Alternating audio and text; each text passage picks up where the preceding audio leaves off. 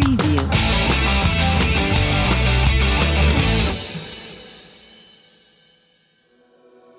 Deux fois par semaine, le mardi et le vendredi, à la Prairie Saint-Nicolas, sous les projecteurs d'un terrain homologué, les centurions casqués et vêtus de leur protection s'entraînent pendant 2 heures. Ils se préparent à la dizaine de rencontres de la Division 4, division régionale de football américain. On pourrait mieux dire de rugby américain. Le club, fondé en 2011, affilie 54 personnes dont 3 filles et 8 juniors. Le football américain est un sport collectif opposant 2 équipes de 11 joueurs qui alternent entre défense et attaque. Il était très confidentiel il y a quelques temps, mais cela change. Le football américain compte une dizaine d'équipes en Bourgogne-Franche-Comté, dont celles de Mâcon et Dijon. Au niveau local, les Centurions sont de plus en plus reconnus et soutenus par de nombreux sponsors. On fait appel à eux pour animer l'Enfer, la course d'obstacles déjantée de septembre à Laon. Un excellent moyen pour eux de promouvoir leur sport. Aujourd'hui, on a effectivement plusieurs niveaux. Donc, il y a 4 divisions en France, qui va de la division 4 régionale à la division 1 élite. Sur 200 clubs environ en France, à peu près 50 000 licenciés. Ce qui nous permet quand même aujourd'hui de développer considérablement ce sport. Effectivement, aujourd'hui, on joue contre des équipes Bourgogne et Rhône-Alpes. Pour la première année, on fusionne 2 ligues qui nous permettent d'avoir plus de matchs pour les licenciés, donc du coup plus d'enjeux. La famille du football américain, c'est quand même une famille de compétition et de compétiteurs. Nous, notre objectif, bien sûr, c'est de monter dans les divisions. Les juniors s'entraînent avec les seniors, avec les féminines. Il n'y a pas de différence, on a tous le même casque, tous la même tenue.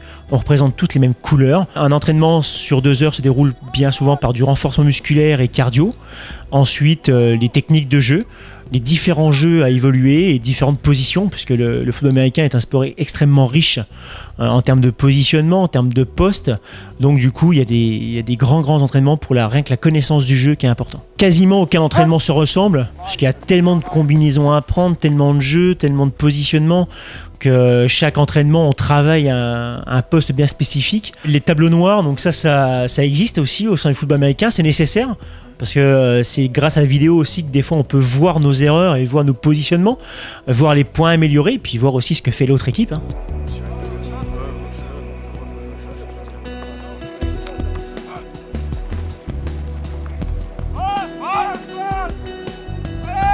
Le football américain, c'est un sport de contact qui va allier le physique et la stratégie. C'est-à-dire que sur un terrain, vous allez avoir 11 joueurs qui vont s'affronter. Donc 11 joueurs contre 11, et il va y avoir une dimension athlétique, mais une dimension stratégique dans notre sport. Ça va être un sport de gagne-terrain, c'est-à-dire que l'équipe qui va attaquer, l'équipe d'attaque va devoir progresser pour aller marquer dans la zone d'en-but, tout comme le rugby. L'équipe de défense va devoir empêcher l'attaque de progresser pour aller marquer. Quand la défense récupère le ballon, son équipe d'attaque rentre sur le terrain et les rôles sont inversés. Voilà. Donc pourquoi athlétique? Parce que évidemment c'est un sport qui demande des qualités physiques et du dépassement de soi, comme le rugby, comme n'importe quel autre sport qui demande une bonne condition physique. Mais stratégique parce que c'est un sport qui demande énormément de concentration, d'investissement, d'implication et de concentration sur chaque jeu, notamment avec les formations, avec les jeux qui sont appelés. Et voilà, donc très stratégique. Nous avons un sport évidemment où il y a du contact, où il y a des collisions. Donc effectivement, il peut y avoir des blessures, donc ça reste un sport où il y a des risques. Maintenant, il va pas y avoir plus de danger que le rugby par exemple. Faut savoir que nous avons des protections. Les technologies tous les ans évoluent, donc tout est fait pour rendre le joueur le plus protégé possible. Donc effectivement, il y a toujours des risques, il n'y a pas de risque zéro. Mais tout est fait dans l'entraînement, dans l'échauffement, dans l'équipement, dans les technologies, dans la recherche, pour protéger au maximum les joueurs et également, bien sûr, heureusement, dans le règlement, dans les règles du jeu. Voilà, tout n'est pas permis et la plupart du temps, quand il y a des grosses commotions, des choses graves qui arrivent, c'est un non-respect de règles. C'est un sport qui demande énormément d'investissement, d'implication, encore une fois. Il faut être un guerrier, tout simplement. Il faut jamais rien lâcher. Il faut tout donner, tout le temps. Il faut vouloir se surpasser, pour soi évidemment. Quand on est un performeur, quand on est un compétiteur, on a envie de se surpasser, d'être meilleur. Mais pour l'équipe avant tout. C'est-à-dire que le football américain, c'est une grande famille. Dans tous les clubs, c'est une grande famille. Et même entre les clubs, et notre sport est une grande famille. Il faut des qualités physiques, mais les qualités physiques, si vous voulez, si vous avez le mental, le physique suivra. Tous les gabarits vont pouvoir faire leur place dans notre sport. Notre sport ne peut pas être individuel. Personne ne peut être une star, personne ne peut faire la différence tout seul. Nous sommes une équipe, on gagne en équipe, on perd en équipe, on en bave en équipe, et ça doit être le maître mot en fait dans chaque joueur, chaque ancien, chaque nouvelle recrue, chaque personne qui veut s'investir, de penser au groupe.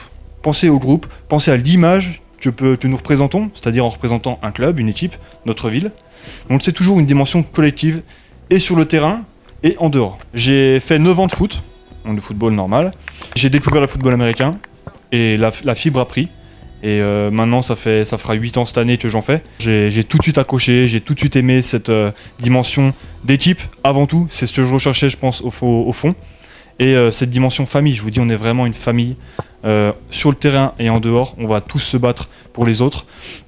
Et la beauté de ce sport, c'est-à-dire qu'il va allier le physique, la brutalité, même si on n'est pas des brutes, il y a de la brutalité forcément, mais en même temps la dimension stratégique, donc intellectuelle. Au football américain, les points se marquent de différentes façons, soit en franchissant la ligne de but avec le ballon, soit en lançant la balle à un autre joueur situé de l'autre côté de la ligne de but, soit en plaçant le porteur du ballon de l'équipe adverse dans sa propre zone d'en-but, ou enfin en tirant au pied le ballon entre les poteaux du but adverse. Le vainqueur est l'équipe ayant marqué le plus de points à la fin du match. Un match comporte 4 quarts-temps de 15 minutes.